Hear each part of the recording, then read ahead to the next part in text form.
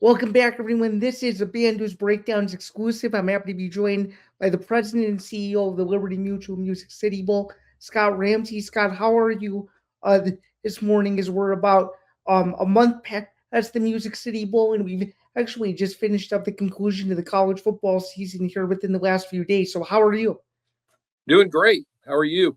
Uh, Um, we're uh, we're excited and looking forward to kind of what the future of the bowl is. But man, really excited about coming out of the first year with Liberty Mutual as our title sponsor, and we had over 5 million viewers and great attendance and a walk-off field goal to win the game. So we're really excited about 2025 and starting to work on 2026. well, that's awesome to hear, and that actually leads perfectly into my first question. What were your overall thoughts just on the Music City Bowl itself from the entire week of events that you guys had, and of course the game itself, which ended up being really awesome, and of course came down to the final play, which you could never ask for anything better Mhm. than that, right?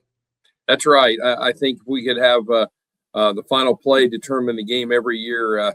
We'd be awful happy. But no, I think when you look at the non-CFP games like ourselves now, a chance to if you can have 50,000 plus in the stands and over 5 million viewers, boy, that's a huge successful year right now, given kind of the state of this non-CFP games, which has been we've had to adjust a lot, over the last 5 years with the changes in college football from the COVID to the expansion of conferences with the Pac-12 going away to obviously the transfer portal to the expansion of paying players to the 12-team playoff from a 14 playoff. So, I think our system in Nashville in particular, I think we've done a really good job of kind of adjusting all those changes. And I thought this year, we kind of settled in and had a great event between two very substantial SEC and Big Ten programs and a brand new tile sponsor that was excited about that relationship with not only our city, but with the SEC and the Big Ten as well. So, we're very pleased with this year's results and, looking forward to kind of rolling our sleeves up and seeing what's ahead. It's really awesome to hear, and I'm just kind of curious to sort of add to that. Once the game was announced and sort of the anticipation of the game started to kind of unfold throughout this December, did you expect the Liberty Mutual Music City Bowl out of all of the non-CFP games to be one of the most highly anticipated? Because upon arriving in Nashville, myself, it just seemed like the entire city was buzzing with energy for about 4 days in a row, and I wonder if you kind of noticed the same thing a little bit. Yeah, we did. I think this was our 28th year, 27th game because we had a cancellation there in COVID. But I think we've been blessed with a city that's really embraced the event. Certainly, this year Tennessee's got a big local fan base here, and Illinois is only 4.5 hours up the street. So, I think we had a chance to really bring in a lot of fans, so they came early. As we're easy to get to for those two fan bases and created the environment you mentioned. And then I think our downtown has to take a lot of success in that just because it's so compact. We can really kind of create a campus environment, and it's an atmosphere that is pretty unique and from the standpoint of cities having the venue and hotels and entertainment district all within a walkable distance. So, I think that helps. But certainly the two fan bases came. We saw really very few opt-outs, which is unusual in today's world, and saw a great game on the field. For sure, and just kind of moving right along, just sort of just the overall process of picking these two teams. Just sort of what was that like for you, and just sort of given that these two teams had never played each other in her program's history head to head. Can you just kind of talk about overall the process as to why Illinois and Tennessee were the two teams for this year's bowl game? Because the last few years the Music City Bowl has been one of the most thrilling games on the calendar, and to get some sort of new faces in the bowl game, I thought was really interesting. So, kind of talk about that from her perspective, just as someone who oversees everything. Yeah, the selection processes are different for the Big Ten and the SEC, and it certainly changed. As we mentioned, all the changes that have happened over the last 4 or 5 years, the selection process changed as well. And on the Big Ten side, certainly, after the CFP on both sides of the ledger really kind of finalizes on that Sunday after championship games, you kind of zero in. But we kind of really kind of been tracking on Illinois. We'd had Iowa 2 of the last 3 years, and they were kind of in that mix along with probably Nebraska and Illinois. And, we just felt like first time to have Illinois here was a great fit. Their drivable fan base, 8-4. We just felt like it was a good fit this year. And then on the other side, we certainly had to wait some things out on the SEC side and see kind of where everything was going to fit. But again, with the teams that we'd had the last couple of years, like Missouri and so forth, we felt like the Tennessee-Illinois matchup was great. On the SEC side, they make more of an appointment to the pool of bowls that right below the Citrus Bowl. So we kind of felt like it was a good marriage this year, and it worked out. For sure. And is the plan to get sort of newer teams in the Music City Bowl every year, or are you okay if every other year or so there is familiarity where a team is making a return trip, so to speak? Man, I tell you, that's a good question. I don't know if we ever kind of think about that until kind of see how the season kind of progresses. I think For sure. we've had some return teams, and for really not really a strategic reason other than it just still kind of fit right, and the matchup fit right, and based on the other options and other selections. So I don't think we've ever shied away from kind of having every 3 or 4 years. Certainly with the SEC teams, we have a very regional base here. Fan bases are within a 4 or 5 hour drive or a really short flight. So I think we have a lot of options there. And we've done really well in the Big Ten under that regard. Purdue brought a lot of fans. Illinois brought a lot of fans. So, I think that just kind of creates a great environment, both in the city and then during the game for the atmosphere. So I think we've taken each year individually as this kind of come. It's really cool to hear, and just to see, I think, just overall, just the people who I think were interested in going to the game, either because they had never been to the Music City Bowl before.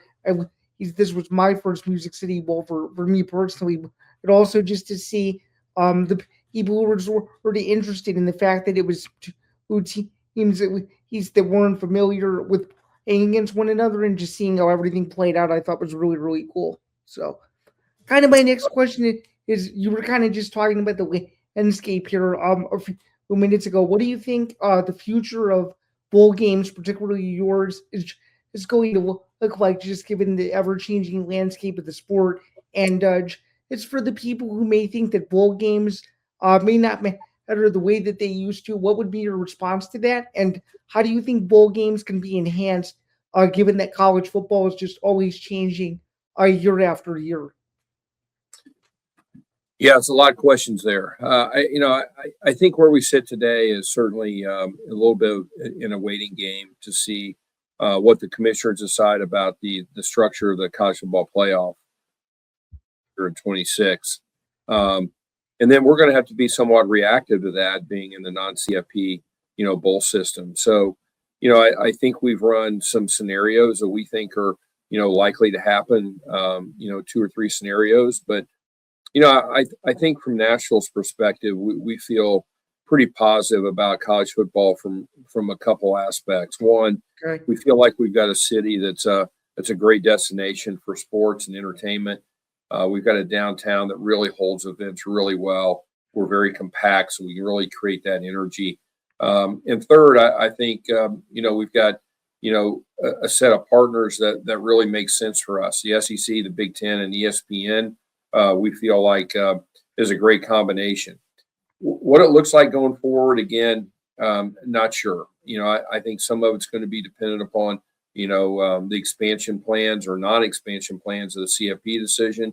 And we're just going to have to kind of, peel off of that and have some discussions. But we're pretty bullish on Nashville. We've got a new stadium coming that'll have a cover on it. So, we're really excited about continuing postseason college football here.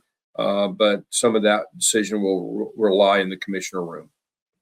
For sure. And I guess that leads perfectly into my second to last question that I have for you. For those who may have never attended the Music City Bowl before, and if you had one selling point to sort of persuade someone to go to the game in 2026, regardless of who may be playing in it, what would be your biggest selling point reason and why? Well, I hate to be repetitive, Zane, but in Nashville, I think we're a great, between Christmas and New Year's destination. Come have fun for 3 or 4 days or 2 days, whichever your schedule allows. You got the SEC Big Ten, the two powerhouse conferences playing here. Two brand names this year, Illinois, Tennessee, and I think we'll continue to have those kind of brands play. ESPN nationally televised games, so that really kind of ratchets up the excitement. And I think in nothing else, I think from a fan standpoint, we saw it this year. They just have fun in our city, so I think it's certainly worth the trip. And we'd love to have you and get you to be a fan of Nashville and come back for some of our other events. Yeah, as someone who had been whose first time was in Nashville for the game, I certainly was very impressed, and I think I'll definitely be like many more times in the future, and especially if the game, regardless of who the two teams are, is as exciting as the first one I attended. I think I'm more than likely almost certain that it will be back. So thank you so much for saying that. I really appreciate it. Yeah, you're welcome. I'll try to make it a walk-off field goal for somebody to win for you every time, but that's a lot of pressure. Yeah, it certainly is a lot of pressure, and with, of course, the unpredictability of the sport, of course, you can't guarantee it. So I totally get it. I totally get it for sure. And then the final question I had for you before I let you go, and thank you so much for your time, is just kind of talk about the new stadium project. It's coming down the pipeline in 2027. Any exciting plans that you can reveal just about how the game will be impacted by the brand new stadium and just the overall environment around it? Well, I think we're excited here in Nashville. I think, again, just kind of talking about our downtown, our ability to host major events, whether it's music festivals or major sporting events. I think we're ready with what the new stadium being enclosed will open up doors for us for Super Bowl, Final Four, CFP National Championship game, some events that we couldn't pursue because of either weather or an open air stadium like Final Four. So, we're really excited about it. And, I'm certainly the Music City Bowl will play a great part in the new stadium. College football will as well. But we're really excited about kind of what that first 5 to 10 years look like and have the opportunity to really showcase our city with some of the largest sporting events in the country that we weren't able to pursue. And I think our city will be a great host of those events if we get the opportunity to do it. For sure. And just to clarify, even with the new stadium, the Music City Bowl is still going to continue to be a yearly event, even with all the changes. Absolutely. That's outstanding here. Well, Scott, thank you so much for your time. I really, really appreciated that. I know you're really busy with all of the other things that you have going on, but thank you so much for taking a few minutes. I really appreciate it. Well, thanks for having me, and Happy New Year a few weeks late. So thanks for coming to the game. You as well, and thank you again for having me, and I look forward to coming back sometime in the near future. I really appreciate it.